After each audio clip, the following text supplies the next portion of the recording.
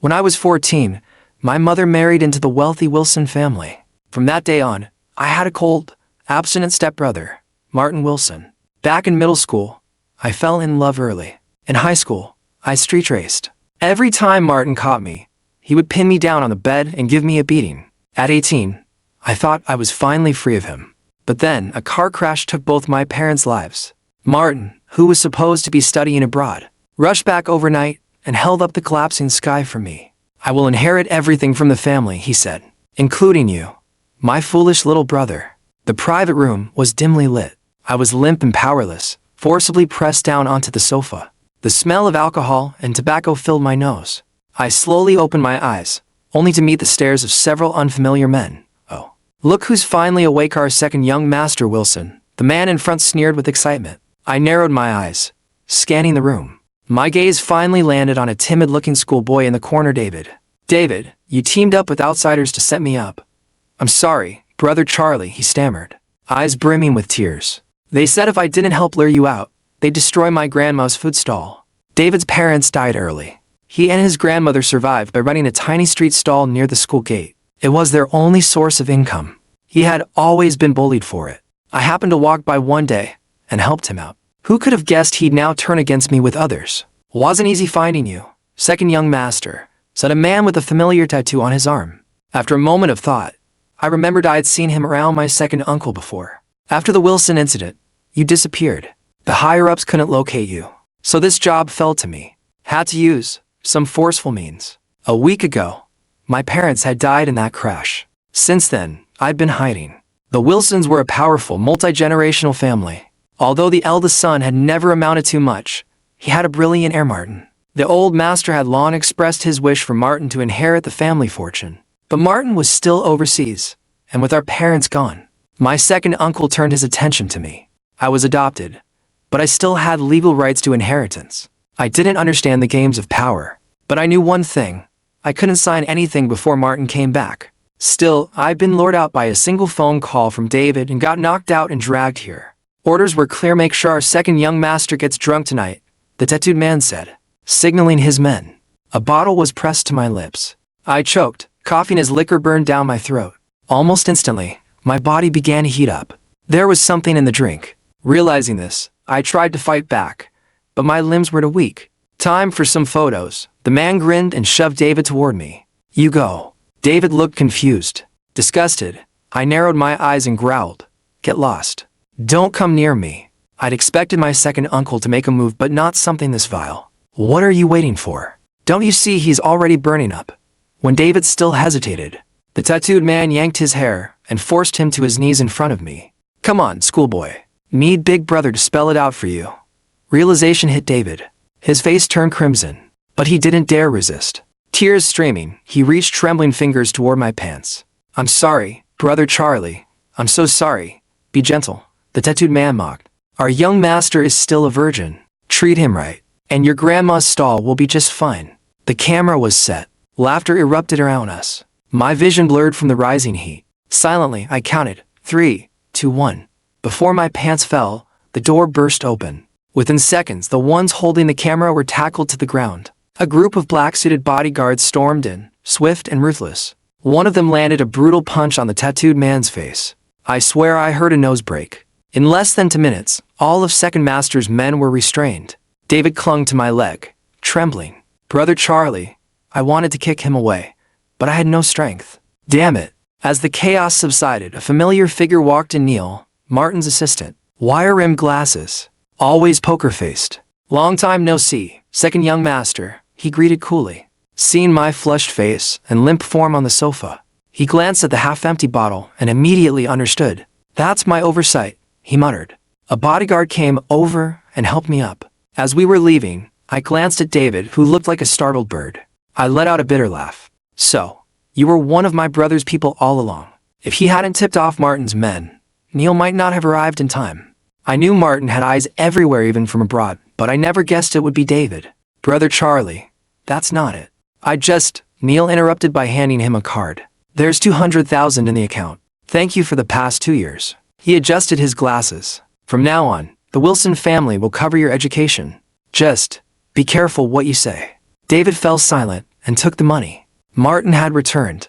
I wasn't surprised. Even if my second uncle tried to block the news, Martin must have had people stationed in the country. He always planned 10 steps ahead, like holding the reins. Even from across the ocean, he knew everything happening at home. My uncle had taken over funeral arrangements. The old master, too old and sick to attend, had been resting in the hospital. Rumors were flying. Everyone assumed the Wilson legacy would now fall to the second master. But right at that moment, Martin came back. His first move was to visit our parents' graves. Then he sent Neil to find me. Neil brought me home. The moment I stepped into the study, I saw Martin seated at the head of the room, speaking on the phone. After 2 years, his aura hadn't changed a bit, icy and distant. He gave me a single glance as I entered. Just one look, and I was already burning up again. Shit. I gritted my teeth and forced myself to hold it in. Martin quickly ended the call with a curt, "We'll discuss this later," then hung up. Neil stepped forward to report. All the culprits have been dealt with, confirmed to be under second master's orders. The young master was drugged. The family doctor is on the way. Martin nodded, and Neil left the study, leaving just the two of us. Getting bolder, are we? Martin's first words cut sharply. You'll meet with anyone who invites you. Don't care if you get sold off somewhere. I collapsed onto the study's sofa, too weak to argue. Inwardly, I grumbled, this guy still loved to lecture. I feel awful. You know. Deal with it. He glanced downward, frowned, then quickly looked away. What if something breaks? Then I'll cut it off. His voice carried a chill that jolted me into silence. Still ruthless as ever. The doctor arrived shortly afterward.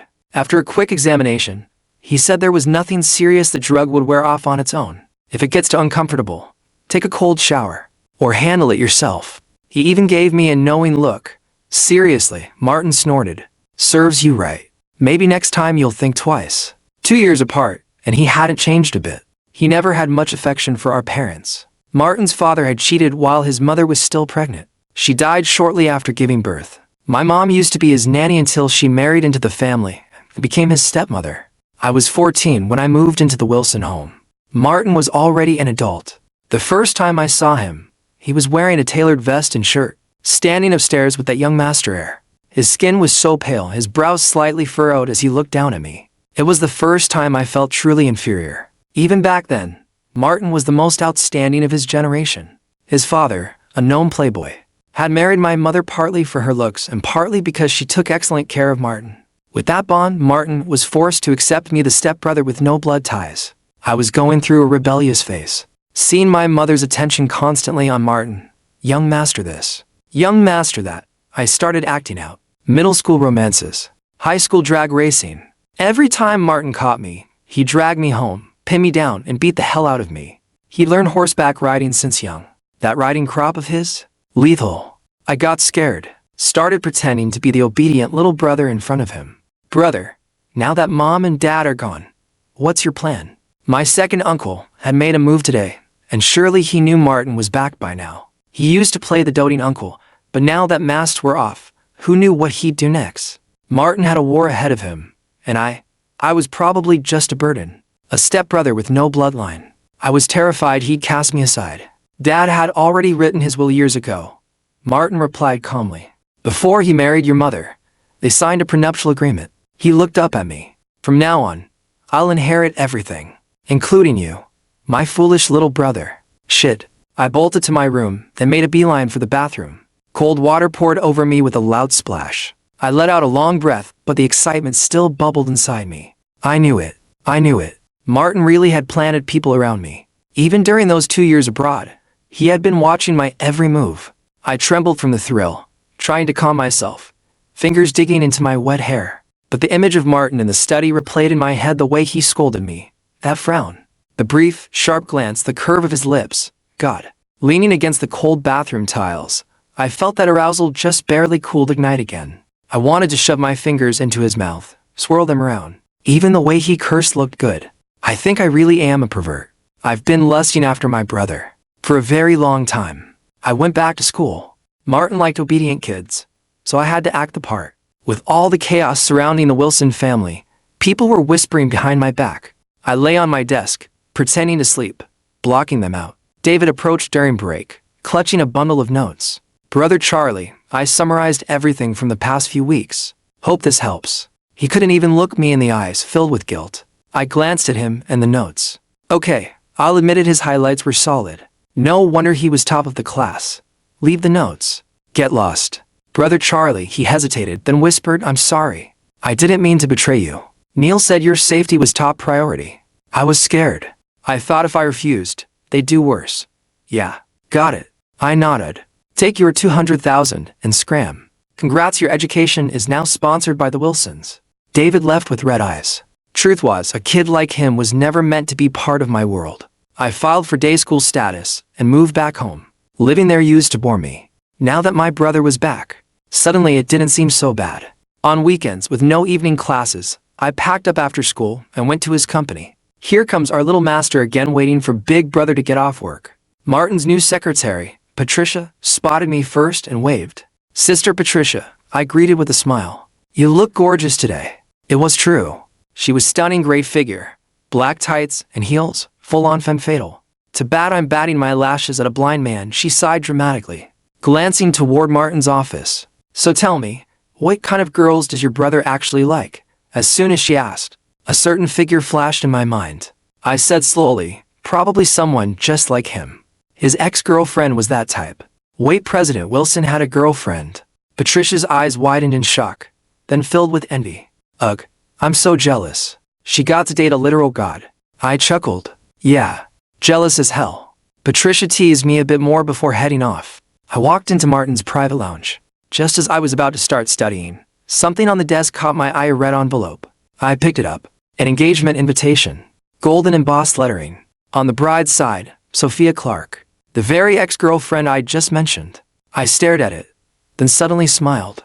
On the way home, I asked casually, hey, I heard Sophia Clark is getting engaged. HMM? Martin looked up from his documents. Yeah. Can I go with you to the party? I tried to sound light, but I was watching his every reaction closely. After all, back when they were dating, Sophia had been nothing but kind to me. Up to you. Martin replied blandly. No reaction. Looked like he really had let go. I turned away with a little hum of satisfaction. My brother was still mine alone. With that thought, I intentionally dressed in a suit matching Martin's on the night of Sophia's engagement banquet. When I came out of my room, fully dressed, Martin frowned slightly but said only, don't wander off tonight. I nodded obediently. The Clark family held just as much power in N-City as the Wilsons. Sophia and Martin used to be the model couple of their elite circle. Childhood friends. They dated for a year in college and broke up amicably when Martin left to study abroad. At the engagement party, Sophia and her fiancé stood at the entrance to welcome guests. When she saw me, she smiled warmly. Charlie, you came too. Sis Sophia, I greeted sweetly. From the corner of my eye, I noticed Martin calmly shaking hands with her fiancé. Their interaction was so natural, it was hard to believe they'd ever dated. I quietly let out a breath. Martin had only just returned to China tonight. It was the perfect opportunity to network. After reminding me several times not to wander, he walked off with a glass of wine to mingle. Once he disappeared into the crowd, I picked up a glass of champagne and went to find some cake. There were a lot of people at the party. From the moment we walked in together, I could feel their eyes on me. I knew exactly what they were whispering. That boy, his mom used to be a nanny, right? Married into the Wilsons and dragged him along. The eldest Wilson's son is dead, and Martin still lets that leash stay. I'd heard it all before dozens of times. The Wilsons were in a state of internal power struggle. One camp supported Martin, the other backed the second master. The old master was aging, and the people below were growing restless. But Martin was exceptional. He hadn't been back long, and already he'd secured the position of vice president. I chewed on my cake proudly. That's my brother. And then, a voice pierced through the crowd. Well, if it isn't Charlie Wilson. Instantly, I frowned.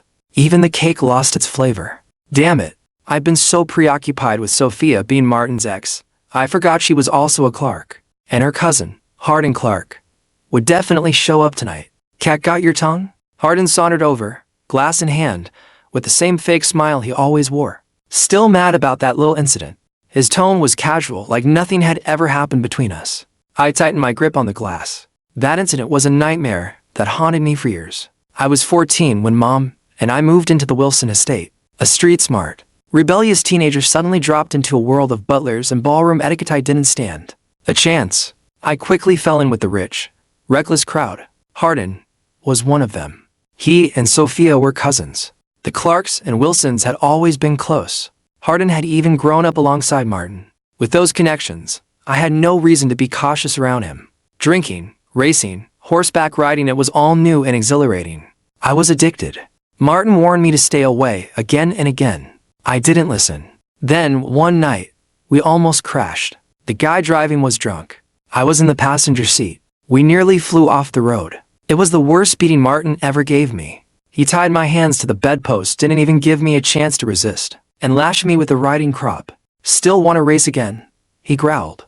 "How many times have I told you to stop hanging out with those people? Why don't you ever listen?" I hated him. Screamed, "Martin, you're not even my real brother. Who the hell do you think you are?"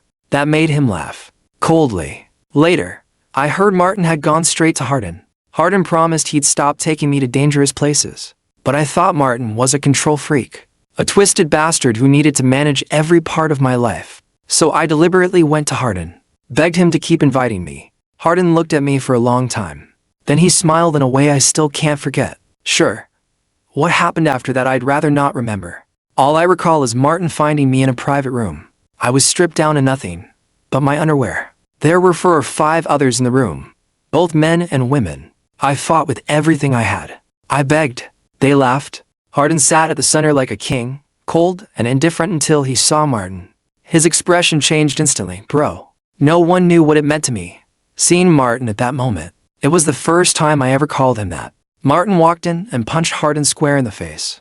They were childhood friends, but Martin hit like he meant to kill. The others froze. No one dared interfere. They were just hired thugs. When 2 young masters fought, they knew to stay out of it.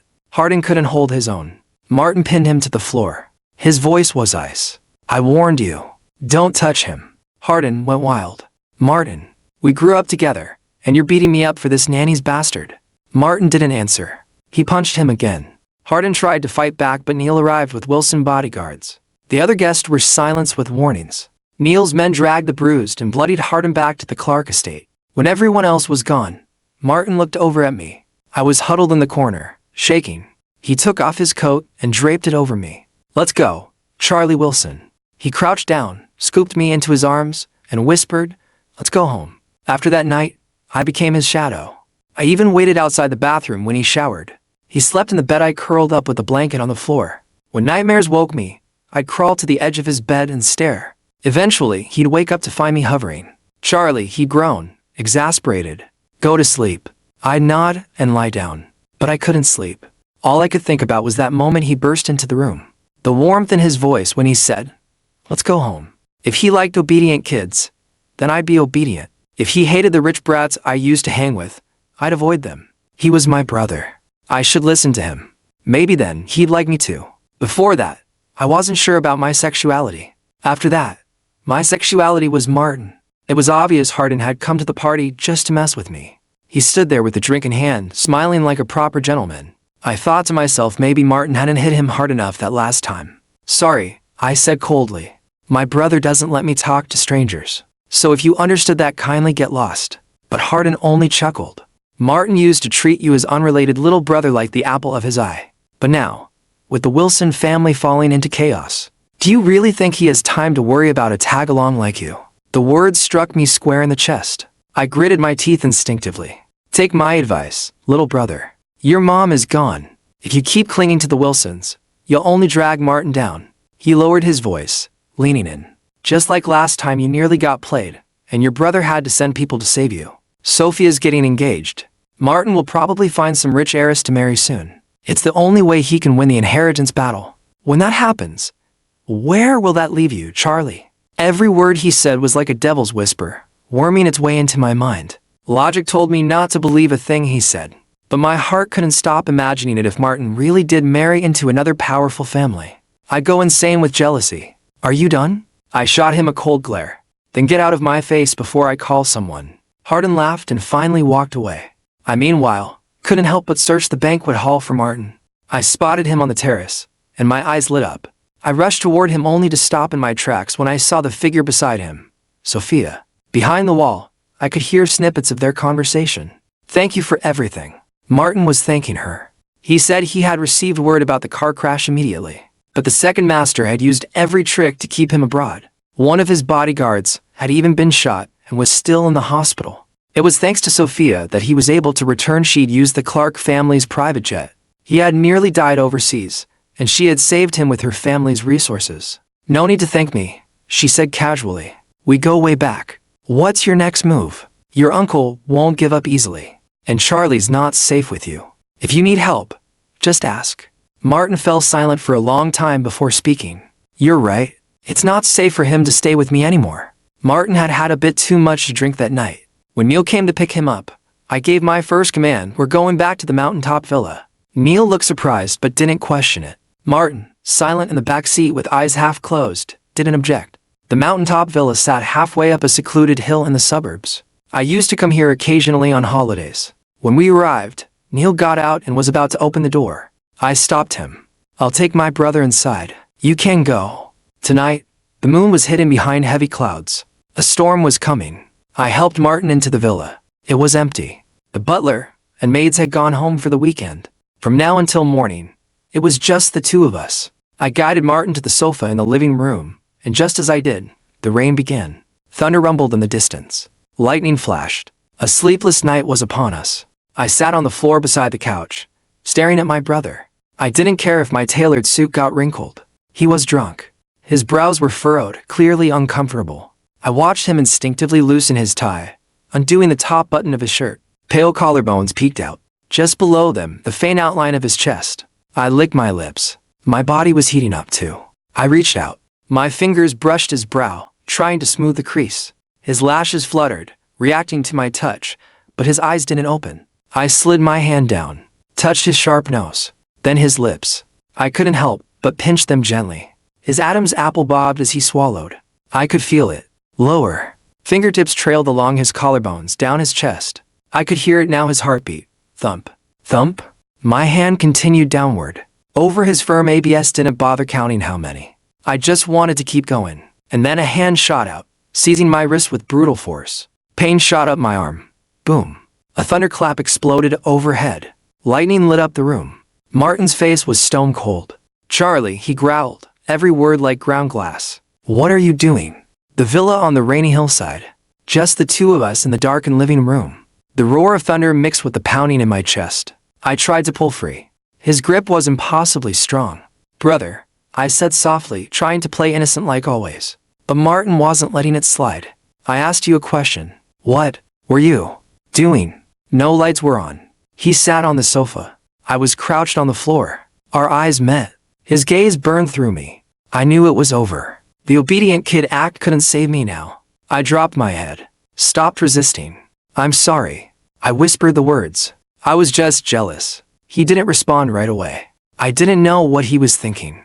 But when I looked up again, my eyes were wet. "Sometimes, I really wish I were a girl." My voice was barely audible. "If only I were a girl." Martin frowned. "What nonsense are you talking now, see?" He didn't understand. He didn't know how jealous I was. I was mad with jealousy of Sophia, who got to date him. Of Patricia, who openly flirted with him. Of every woman who looked at him with love. Their love was righteous, out in the open. But mine was shameful, repressed, twisted. It was driving me insane. My eyes were red as I stared at Martin. I really had gone insane, hadn't I? This obsessive possessiveness, it was driving me mad. Why wasn't I born a girl? If I were a woman, would you have loved me just a little more? Martin froze, stunned. Then, without a word, he let go of my hand. But it was too late. The line had already been crossed. I grabbed his hand tightly, refusing to let him go. "Charlie." He barked my name, voice sharp. "Let go." "No." Tears streamed down my face as I clung to him. 1,000 fears clawed at my heart. Would he think I was disgusting? Would he push me away? Would he never want me again? But I couldn't lose him. He was all I had. In the end, Martin forcibly pried my fingers off and slammed me down onto the sofa. "Behave." When I still squirmed, he smacked me on the ass. I stopped moving, staring up at him. Maybe he saw the desperation in my eyes, because his expression grew serious. "Fine," he said. "You want an answer? I'll give you one." His eyes were clear, calm, and each word that followed stabbed into my chest like a knife. "There's no if. There will never be an if." He let go of me. I slumped onto the couch, hollow. Silence stretched between us. "So what now?" I whispered into the cushions, my voice choked. "Is it a crime to love you? Brother, please, don't be so cruel." After a long moment, Martin rubbed his forehead and sighed. Charlie. He said my name the way he always did. Let's pretend nothing was said tonight. From now on, I'll be very busy. Too busy to look after you. You're an adult now. I'm sending you abroad. Panic surged through me. Hardin's words from the engagement party echoed in my mind. I flipped over, clinging to Martin's leg. Tears still wet on my face. I'm sorry. I'm sorry, brother, I just love you too much. I wanted to beg him not to send me away. I wanted to promise I'd behave. I wanted to say I didn't want to go. But all that came out was a hoarse plea. You can't do this to me. You promised Mom. You said you'd take care of me. In the end, that was the only leverage I had. That thin, fragile bond with no bloodline. It was the only chain I had to tie Martin to me. It was also the curse wedged between us. He stood above me, silent. And finally, he sighed. The next morning, the rain had stopped. Downstairs, breakfast was already prepared. The butler was briefing Martin about the storm the thunder had shattered. One of the greenhouse windows. Hearing footsteps, Martin looked up. The butler paused his report. It's gotten cold today, young master. Why aren't you wearing more? In your eyes. I shook my head. Was about to say I was fine, then realized my voice was hoarse. Ignore him, Martin said flatly. He took a sip of coffee, eyes back on his documents. Spoiled. The butler looked at him, then at me, and wisely dropped the subject. After breakfast, Neil arrived with a lawyer. The three of them locked themselves in the study for the entire day. I tried several times to accidentally walk by and eavesdrop, only for the butler to smile and steer me away. After dinner, I passed by again. This time, the study door opened. Neil stepped out, the lawyer trailing behind. He greeted me smiling. Good evening, second young master. That smile sent chills down my spine. The lawyer handed me a business card. Good evening. I'm President Wilson's private attorney. If you ever need anything, feel free to contact me. I accepted the card, stunned. Only then did Neil and the lawyer leave. They were in such a hurry they even declined the butler's offer for dinner. I peeked into the study. Martin sat at his desk, rubbing his temples, exhaustion written all over his face. He noticed me trying to sneak away. Charlie, come here. I froze, then slowly walked in. There were several folders on the desk. I glanced at them, study abroad applications. I tensed, just like I said last night. Take a look, Martin said calmly. Choose a country. Let Neil know. When I didn't answer, he looked up. Or if you really don't want to study, that's fine too. Someone will handle your school attendance. I've deposited enough money into your account to support you for life. That made me panic. I'm not going. I told you I don't want to leave. Why are you forcing me? You promised.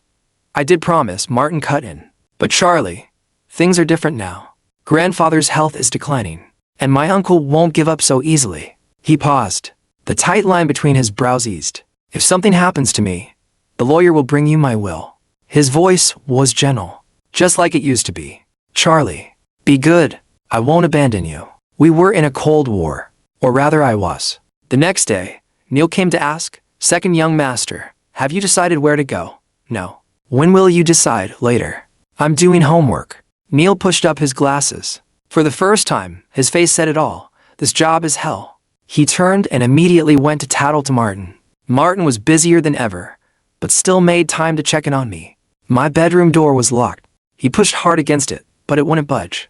I barricaded the door with every heavy object in the room, even though I knew one of his bodyguards could probably take on 3 of me with a single punch. I still tried my best to resist. Charlie, open the door. No sound came from inside.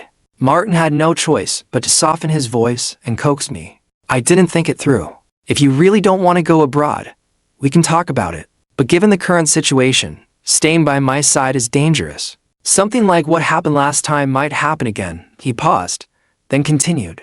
If anything were to happen to you, I never forgive myself. I've thought through the worst case scenario. Even if something happens to me, as long as you live well.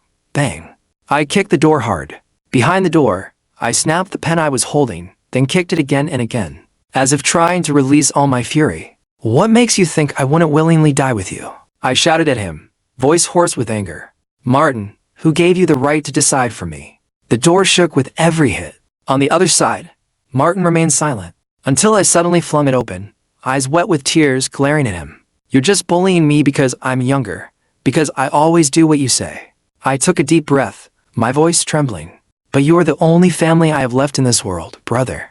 How could I go on if you left me? Seeing my red eyes and broken expression, a trace of pain finally flickered in his gaze. And then, with your current grades, what top university in the country could you even get into? Me. Damn, fine. Tonight, I'll study until my brain leaks. I started begging David to tutor me. When David saw I was finally talking to him, he looked like he'd won the lottery. But after watching me complete one practice exam, he went dead silent. Brother Charlie, maybe you should just listen to your brother. What's that supposed to mean? You think I'm hopeless? I admit I got mad. With just 6 months until the college entrance exam and so much pressure, I decided to move back into the dorms. At my request, Neil personally spoke with the principal and arranged for me and David to share a private dorm room. For tutoring, Martin asked, "You and that top student, are you too close?" Then, realizing that wasn't the point, he added, "This is good. Living and eating on campus, I'll feel better knowing you're safe." I told him boldly I would study hard and aim for a university. After hearing that, like David, he fell silent for a long time before nodding. "Good luck, ha. You really don't think I can do it, huh? Just wait." With every mock exam, I proved I was serious. I worked hard. The only reason I got into First City High back then was half because my brother liked good boys, and half because I actually had potential. Though I'd wasted time hanging with spoiled brats, once I set my mind to study, I improved quickly. Even when my grades slipped after Martin went abroad, they never dipped below the college threshold. Sure, I was still a ways from a university, but it wasn't impossible. While I buried myself in textbooks at school, Martin was busy waging war in the company against the second master of the Wilson family. He was so tied up before my exams that he didn't even have time to visit. Poor Neil had to run between school and company nonstop and eventually couldn't stand it anymore. He asked for a raise. Martin agreed immediately, which made Neil regret not asking sooner. After my final mock exam, I asked Neil to deliver my score report to Martin. Later, I heard that at a company dinner, when the conversation somehow shifted to kids' academic performance, one middle-aged CEO sighed. "These kids today, spoiled rotten, no drive. Their grades give parents endless headaches." Another CEO chimed in, then turned to Martin and joked, "President Wilson isn't even married yet. This must all sound irrelevant to you, huh?" "It's fine." Martin lifted his glass with a calm smile. "My kid never gives me trouble about school. Just got his latest grades ranked 7th in the entire grade. Looks like a university won't be a problem." Other CEOs, "Excuse me? Who even asked you? Also, didn't you say you weren't married? Where'd this kid come from?" Today is before the college entrance exam. The second master of the Wilson family was taken away from his office by the police. Someone anonymously reported that the car crash that killed the Wilson couple 6 months ago wasn't an accident, but a deliberate act orchestrated by the second master to seize the family fortune. At the same time, Martin presented evidence that the second master had tried to hire a hitman abroad. It was a clean sweep, a righteous act of cutting family ties. The second master was escorted out in full view, shocking the entire company. With that, the internal struggle of the Wilson family came to a close. 2 days later, Martin personally took me to the exam venue. Neil and Patricia also came to see me off. Patricia wore a stunning red kippah that showed off her curves, instantly turning heads at the school gate. Out of the corner of my eye, I saw Neil frown slightly, barely perceptible. I laughed inwardly. "Ha, got you." Then I turned and walked into the exam hall. After the final exam ended, I stepped out, feeling like a weight had lifted off my shoulders. But I couldn't find my brother anywhere. An uneasy feeling crept over me. I told myself not to overthink, maybe he got caught up in a meeting. I called Neil, no answer. I called Patricia, she picked up but kept dodging my questions. I cut her off. "Did something happen to my brother?" What? "Of course not." Patricia sounded strained. "President Wilson is just in a meeting. You must be tired after your exam, right? I'll have the driver pick you up." "No need. I'll go back myself." Without waiting for a reply, I hung up. Then I opened a certain app on my phone. That little red dot kept blinking. Would someone in a meeting be moving at 20 kilometers per hour? If I hadn't secretly installed tracking software on his phone, I wouldn't have known he was in trouble. Why does everyone always try to keep things from me? It wasn't hard to guess this must have been Second Master Wilson's doing. But Martin should have seen it coming. How could he fall into the trap so easily? I found out soon enough. When I followed the tracker to a warehouse on the outskirts of the city, Martin was already tied up, and the one standing in front of him was Hardin. No wonder Martin had let his guard down. Who would have expected Second Master Wilson to team up with Hardin? Well, the little brother's here. Hardin looked at me with his usual smirk. Or maybe he'd been expecting me all along. After all, I had come alone. How could I possibly go up against both their forces? To be honest, this wasn't my plan, Hardin said, shaking his head in mock regret. But your brother pushed hard this time. Your second uncle came to me, said he was out of options. He clicked his tongue. No idea where he heard about the fight from years ago. Thought there must be bad blood between me and Martin since then. He fed me the whole enemy of my enemy is my friend nonsense. He shrugged. What could I do? I played along. He sauntered over to Martin, ripped off the black cloth covering his face. Martin glared at him, eyes burning with fury. Hardin, don't look at me like that, Martin. Hardin leaned in closer. We grew up together. You being tricked by me just once, that's fair, right? I'll even help you get rid of your uncle's men. All you have to do is behave. He then picked up a bottle of liquor and began pouring it down Martin's throat. I lunged forward to stop him, but two burly men tackled me to the ground. All I could do was watch as Martin choked on the alcohol, the liquid soaking his shirt, sticking to his skin. Hardin didn't stop until the bottle was empty. Martin coughed violently, the whites of his eyes reddening. Then, Hardin turned to me and kicked me hard in the back. Stay still. He was deranged. He stomped on me over and over. You're nothing but a servant's bastard. Why does he treat you so well? We grew up together. He never once looked at me the way he looks at you. So why you, Charlie? I'm going to show you how your precious brother looks when he's moaning under me. He turned and reached for Martin. That was when I broke free. From my pocket, I pulled out a blade I'd prepared. Martin saw me first. Charlie, don't. I changed my target at the last second. Instead of going for Hardin's throat, I stabbed him in the side. He screamed as I tackled him from behind and locked him in a chokehold. A rear naked choke I learned after last time. Even the strongest man can't resist when caught off guard. He struggled, but his limbs weakened quickly. The two men tried to pull me off, punching and kicking, but I wouldn't let go. All I could see was red. He dared to touch my brother. A voice screamed inside me. Don't let go. End him. Charlie, Martin's voice broke through the haze. He had broken free and rushed over, trying to pry me off. I was lost in the fury, until he pulled me into his arms tightly. I'm here. I'm okay. Let go, Charlie. Please, let go. Finally, I did. Seconds later, the warehouse doors were kicked open. Neil stormed in with a group of men. Seeing Martin and I unharmed, he sighed in relief. And behind him, Sophia, with an assistant and an ambulance in tow. She gasped at the sight of Hardin, unconscious and bleeding. His men had all been subdued. I was still clinging to Martin when she asked, "What happened? Is he alive?" "He should be," Martin said calmly, taking the coat Neil handed him and draping it over my head. The medics quickly began first aid on Hardin. He regained consciousness but was in no shape to move. They took him away. Sophia finally relaxed. Then her eyes landed on Martin's flushed face. "Martin, what's wrong?" I stirred at the mention of that intimate tone. "Nothing." Martin pushed my head back down. "I'll pay for his medical fees, but I will press charges. Tell him to expect a lawyer." As he tried to leave with me, I sensed something was wrong. "Brother." I touched his face. Burning. He was burning up. His body was reacting, trembling with heat. Then I remembered. The wine. That bottle. It was the same kind Second Master Wilson had used on me before. Martin had been drugged.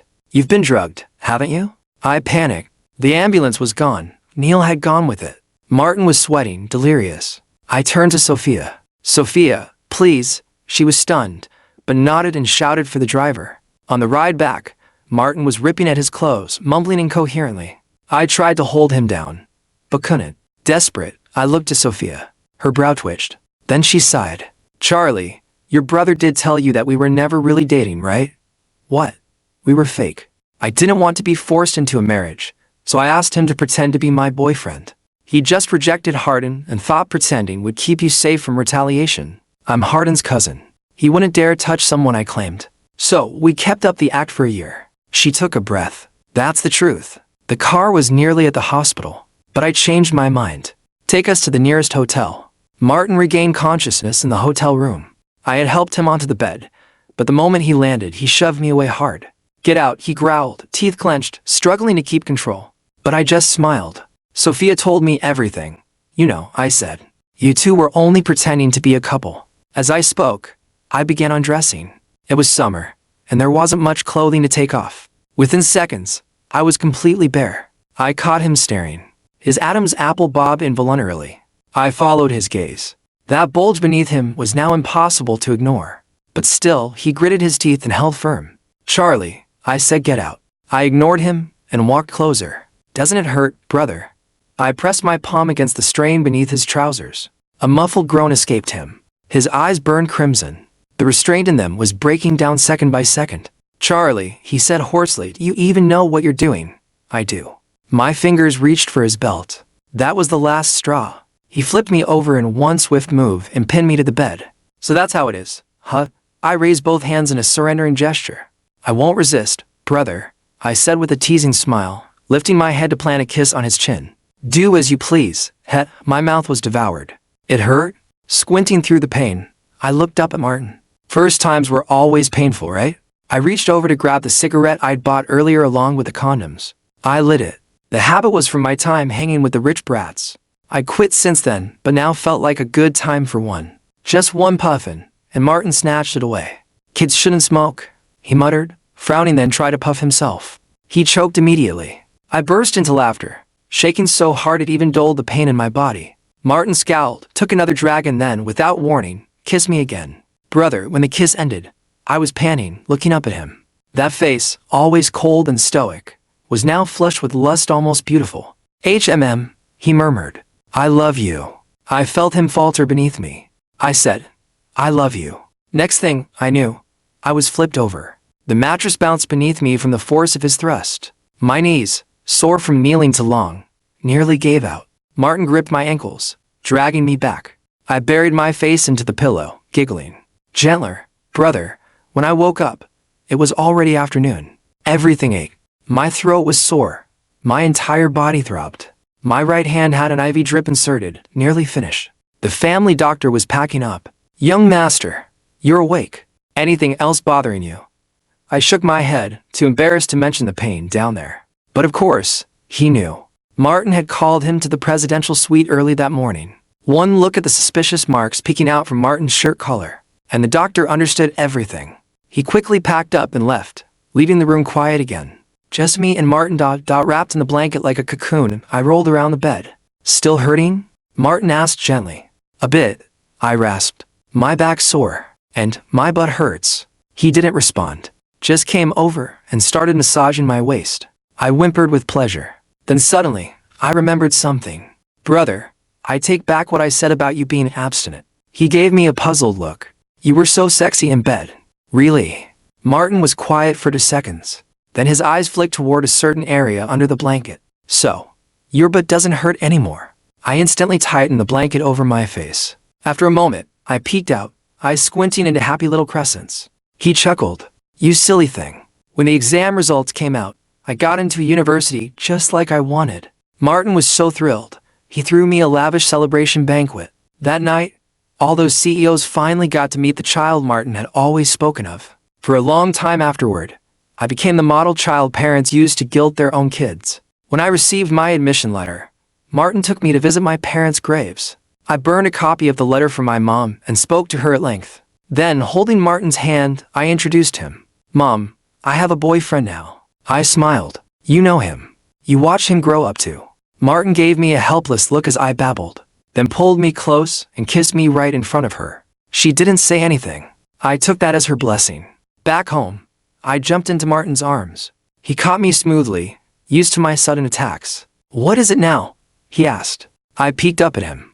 "Brother, you're mine now. From now on, you're only mine." I used to think Martin was just my cold, untouchable older stepbrother. Now, he's the man who holds me like I'm his whole world. He's mine, and I'll spend the rest of my life making sure he knows. He always has been. Extra chapter. Martin's POV. Martin's mother died shortly after he was born. He had no memory of maternal affection. As the eldest grandson of the Wilson family's younger generation, he was raised by nannies, tutored by elite teachers, and surrounded by children of wealth and power. Charlie's mother was the nanny who stayed with him the longest. He liked Aunt Charlie a lot. She was patient, kind, and made his favorite peach tart. He knew she had a son. She'd been hurt by a man when she was young, got divorced after giving birth, and raised the child alone. His name was Charlie. Martin had always thought Aunt Charlie must love this child deeply. She even gave him her own surname. Charlie was raised in love, but Martin wasn't. He first met Charlie in middle school. It was a weekend. The staff rotated days off, and Aunt Charlie had the weekend off. But Martin fell ill. Sick and vulnerable, he called Aunt Charlie, asking if she could make him peach tart. He didn't hear her reply clearly. After the call, he fell asleep again. When he woke, the tart was there beside his bed. He could even smell it despite his stuffed nose. He ate it all. Then, heading downstairs to find her, he passed the tall windows and saw them. Aunt Charlie and her son. They were playing in the garden.